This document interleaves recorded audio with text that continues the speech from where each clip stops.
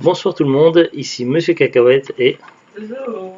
ce soir nous sommes vendredi 12 octobre 2018, il est 22h10 et ce soir donc c'était Zouglut qui avait choisi le DVD et elle avait choisi Les Intrus. Attention, ils arrivent. Oui, à la base c'était un autre film qui a été choisi, je crois que c'était Zack et Krista, de film d'animation. Mais on a préféré les mettre de côté pour les voir en semaine, un mercredi ou un jeudi, on ne sait pas encore lequel, ça sera après les Meutes d'univers qu'on avait commencé. Et donc du coup à la place elle a remplacé par un des DVD les plus récents achetés et donc elle s'est dit bah, pourquoi pas celui-ci Les Intrus. Alors on en avait entendu parler par YouTube, par notre camarade Kemsu. D'ailleurs coucou Kemsu. C'était sur une de ces vidéos que j'avais découvert ce film-là et puis je me suis dit que ça pourrait être sympa. Alors Les Intrus, c'est un film familial, donc un petit peu comédie invasion extraterrestre avec les enfants qui luttent contre les extraterrestres. C'est assez sympa, c'est drôle, c'est original. Mais avant d'en parler plus, on va peut-être vous dire le synopsis. Alors donc nous on avait trouvé ça à Noz il y a quelques mois, 2 mois peut-être dans ces eaux-là à peu près, je sais plus. Extraterrestres sournois contre enfants déchaînés, tous les coups sont permis. Tom, Jake, Bethany et leurs petits cousins sont en vacances à la campagne avec leurs parents. Un soir, une étrange tempête s'abat sur la maison et 4 mystérieux objets atterrissent sur le toit. Ce sont des vaisseaux spatiaux transportant des extraterrestres aussi hargneux et agressifs que petits, les intrus. Leur but, conquérir la Terre en contrôlant les esprits humains, mais leur arme ne fonctionne que sur les adultes. Les cousins vont alors devoir s'allier et faire preuve de trésor d'ingéniosité pour combattre les intrus. Voici l'invasion la plus folle et la contre-attaque la plus délirante de la galaxie. Oui, c'est à peu près ça. Je vais essayer de. Parce que j'ai après un peu froid, donc j'ai failli éternuer. Donc, film de 2009. Franchement, la qualité des effets spéciaux, tout ça, donc des images, le jeu des acteurs, les voix, les doublages français, tout ça, franchement, il n'y a rien à redire. Pour moi, c'est impeccable. On est en 2018, donc ça fait combien déjà? Ça fait un peu plus de 10 ans. 9, 9 ans? Non. Si, si, c'est ça. Ça fait, ouais. Ça fait pas loin de presque 10 ans que c'est sorti et ça n'a pas du tout vieilli, pas un poil. Donc franchement, ça se regarde impeccable. Euh, oui, c'est assez frais, ça change parce que c'est vrai que des fois on regarde des films assez sérieux ou des séries sérieuses. Voilà, c'est le genre de film, comme ils disent au début. Il y a une petite séquence de quelques minutes au début en VOSTFR où une des actrices, je sais plus, je crois que c'est la grande sœur qui préconise de prendre du popcorn avec ce film et effectivement c'est bien le genre de film popcorn. Donc c'est plutôt cool à regarder. Après, donc le résumé, c'est assez fidèle. Donc il y a deux familles. Donc on voit en premier lieu donc une famille avant le départ en vacances. Donc la première des deux familles, puisque après c'est deux frères qui ont épousé chacun une femme différente et puis qui se retrouvent à la campagne pour une partie de pêche. Donc ça, avec leur famille. Donc ça c'est en gros c'est le. Vacances. Oui, oui, mais c'est pour une partie de pêche, c'était précisé. Euh, et donc oui, bon, enfin, au tout début, donc c'était donc il y avait un père, une mère, un fils et une fille. La fille, elle rentrait d'une sortie avec un garçon un peu plus vieux qu'elle. Lui, le garçon, il avait falsifié ses notes sur Internet, enfin en hackant. Et donc c'était pas top top et le père surtout pour le garçon a décidé de voilà que ça ferait du bien tout ça donc décrocher un peu d'internet et tout le bazar de faire une partie de pêche et donc ils sont quelques instants après être arrivés ils sont rejoints par leur cousin par leur oncle donc le frère de leur père et lui, donc, il a également, donc, il a amené donc la grand-mère. Donc, lui, là, par contre, il n'a pas de femme, il est divorcé.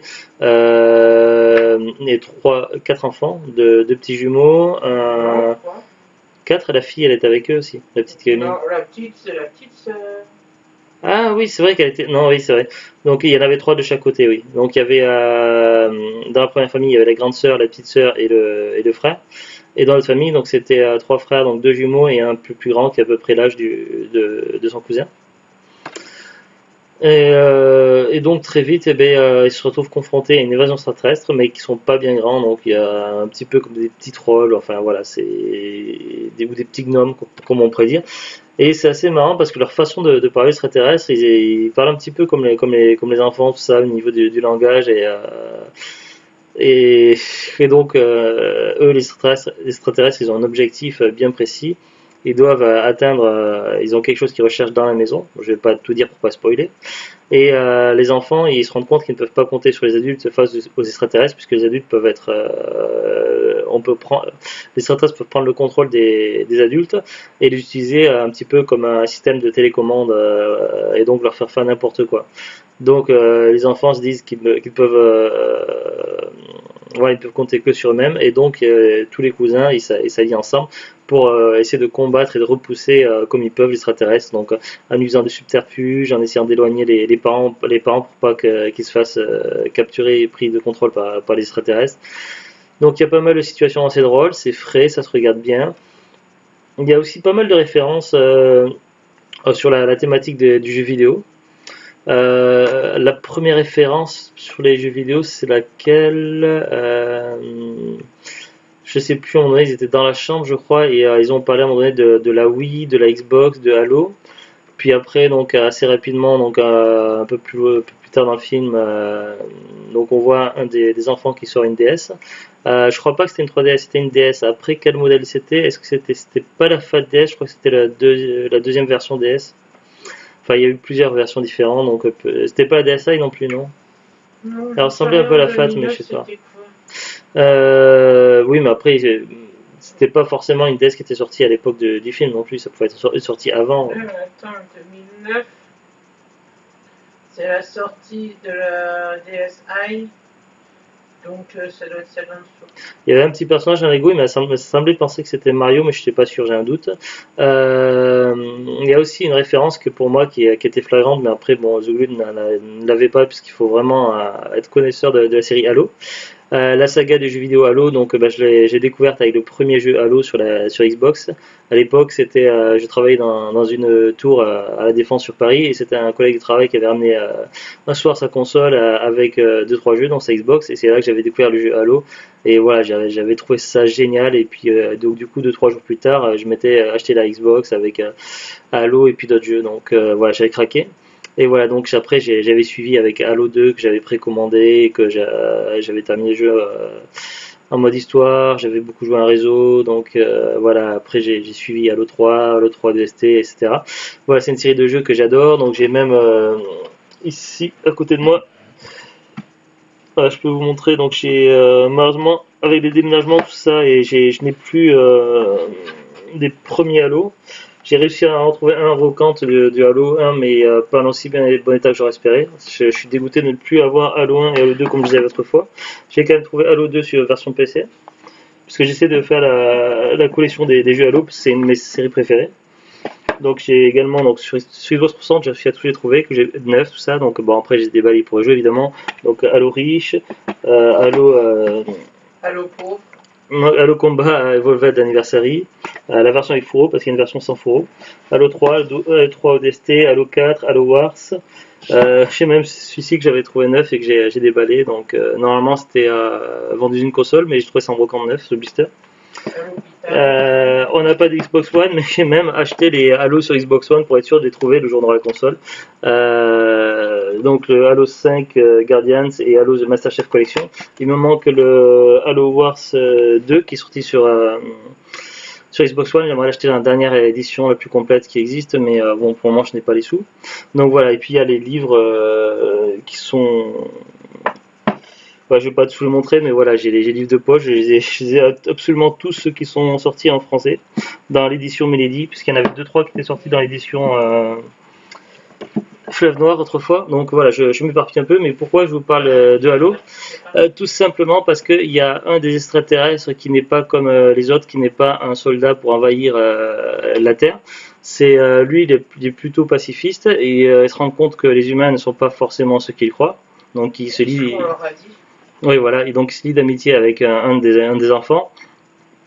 Et on se rend compte assez vite qu'il a certaines capacités. Donc cet extraterrestre, donc dans son métier, c'est plutôt quelqu'un d'ingénieur.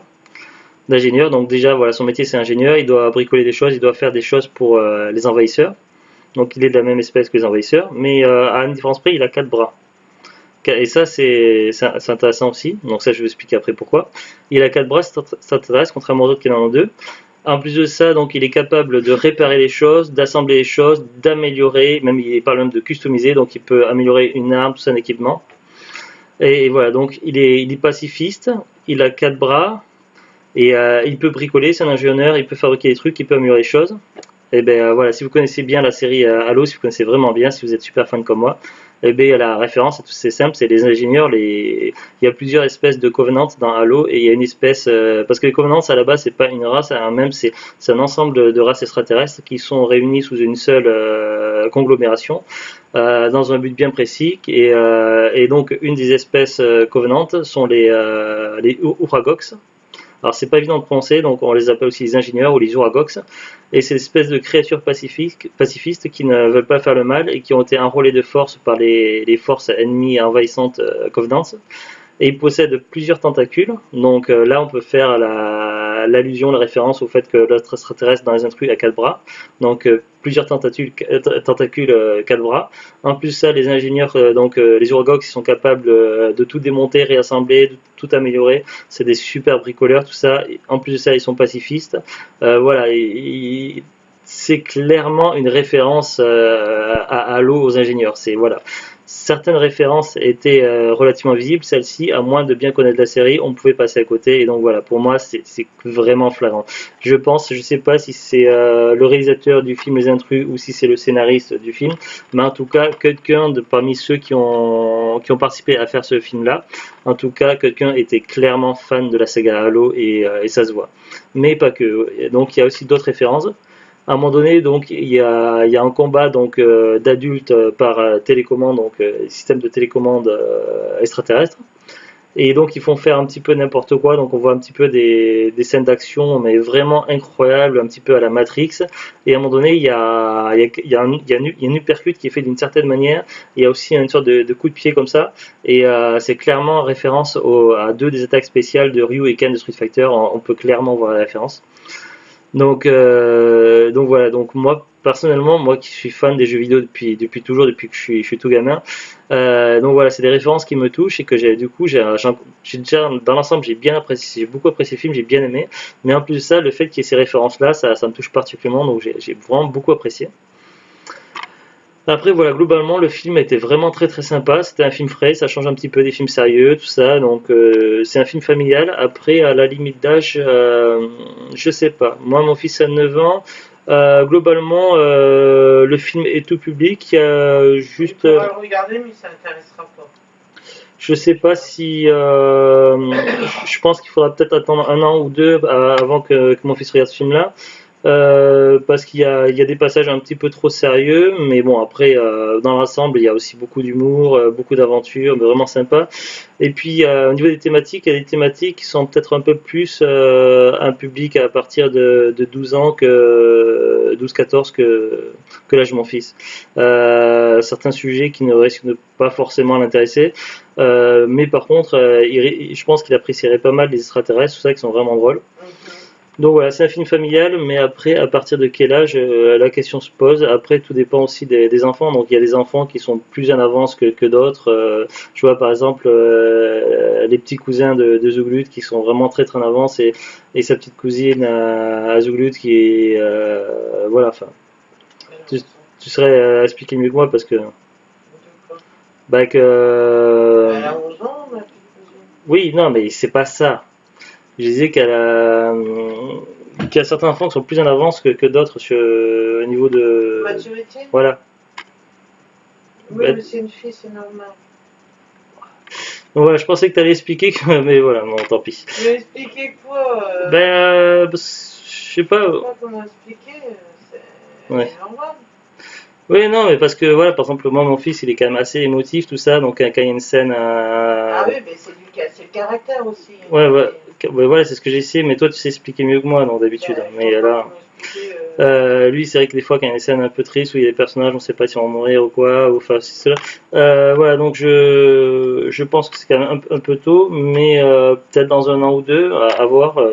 En tout cas, voilà, je voulais le regarder quand même une fois comme ça, là, et puis je savais pas quand c'est qu'on allait le voir, donc ça aurait pu être dans quelques mois. Ben, Zouglou avait choisi ce soir-là. Donc c'est Oui, tombé comme c'est ça. plus un public niveau collège. C'est plus à partir d'un niveau collège, tu penses, ouais. Ouais, Ouais, parce plus qu'il y récent. a, il y a quand même une histoire de relation entre la grande sœur Non, non, chose et pas. son copain, tout ça, oui, mais c'est pas forcément quelque chose, parce qu'il y a pas mal de passages là-dessus, c'est pas forcément quelque chose Oui, qui va attirer l'œil voilà, qui risque ça peut être peut-être ces passages-là un petit peu ennuyeux pour oui, un ennuyeux, enfant ouais. pas assez mature pour comprendre. Après, voilà, c'est questions de psychologie, c'est pas évident. En tout cas, voilà, ben moi c'était une très bonne surprise. C'est vrai que notre ami Kemsu nous l'avait recommandé et puis franchement, je trouve que ça valait le coup. Donc ben, merci. Donc sinon, on serait peut-être passé à côté, on n'aurait pas pris un autre. Donc voilà, c'est vraiment un chouette film, un super film à voir. Donc c'est un film que je vais garder dans l'étagère et qu'on le reverra plusieurs fois à l'occasion. Il n'y a pas de souci. Donc c'est un film qu'on pourra revoir. C'est le genre de film il y a des films familiaux qu'on voit une fois et puis on se dit ouais, on met dans le placard, on va plus jamais le revoir parce que c'est bien une fois, mais après c'est barbant. Mais ça, c'est le genre de film qu'on peut voir plusieurs fois, comme ça, il n'y a pas de problème. Personnellement, je ne m'en lasserai pas. Donc voilà, je vais attendre encore un tout petit peu et puis on verra dans quelques temps, un an, peut-être deux, on le reverra avec mon fils. En tout cas, voilà, j'ai beaucoup apprécié et ça valait vraiment le coup. Est-ce que tu as quelque chose à rajouter sur ce film? Non. Petite précision, moi, donc, à savoir, donc c'est vrai qu'on regarde pas forcément toujours les bonus, surtout The Blood qui fait un pass dessus. Mais voilà, j'ai pas regardé Généralement, dans ces films-là, ils sont pas français. oui, les bonus sont très souvent en VO STFR, voire en VO tout court. Là, ici, dans le film là, c'était un VO STFR. J'ai pas regardé tous les bonus parce que j'étais pas, je sais pas, il y a des jours où j'ai envie de regarder tous les bonus, d'autres non. Mais par contre, j'avais vu que au dos du boîtier qu'il y avait une fin alternative, et donc ça m'intéressait. Donc j'ai regardé la fin alternative. Bah, c'était pas mal, mais je préfère quand même la fin de base. Mais voilà, c'est quand même intéressant de noter qu'il y a une fin alternative. Au niveau des langues, donc on a choisi en français, anglais, allemand. J'ai regardé sur internet, donc sur Amazon, c'est pas un film difficile à trouver, donc on peut l'avoir neuf à partir de 8 euros. Après, il faut voir que sur Amazon, il y a 3-4 offres sur ce film-là, et il faut aller sur celui où il y a écrit import italien. Oui, c'est pas logique, mais vous allez là-dessus, vous regardez le choix des langues, et c'est bien marqué zone 2, donc zone 2 pour l'Europe, et dans les choix des langues, il y a bien marqué anglais, français, machin, donc il y a bien le français. Et en plus de ça, la jaquette de l'import italien, c'est exactement la même que celle-ci. Donc je pense que c'est Amazon.fr qui a fait une erreur c'est pas la première fois. J'ai déjà vu plusieurs fois pour des DVD Amazon.fr qui font des erreurs au niveau des annotations, qui marquent import alors que c'est pas import, qui marquent jeu PS4 alors que c'est jeu PC, tout ça, c'est pas voilà, ça arrive de temps en temps qu'Amazon fasse des erreurs, donc je pense que c'est une annotation trompeuse. Mais voilà, pour moi, cette version-là correspond à celle où il y a écrit import italien sur Amazon. En tout cas, c'est tout écrit en français, pareil que sur la jaquette qui est montrée sur Amazon, et voilà, on peut trouver neuf à partir de 8 euros. Après, si vous avez de la chance, vous devriez pouvoir le trouver dans les magasins style Cash, les brocantes ou à Nos pour moins cher. Et puis il n'y a pas longtemps il était à Nos, donc peut-être que ça y rendra à nouveau. Donc voilà. Bah, sur ce, donc on vous dit à très bientôt, bonne soirée, bon week-end et à bientôt. À bientôt. Au revoir.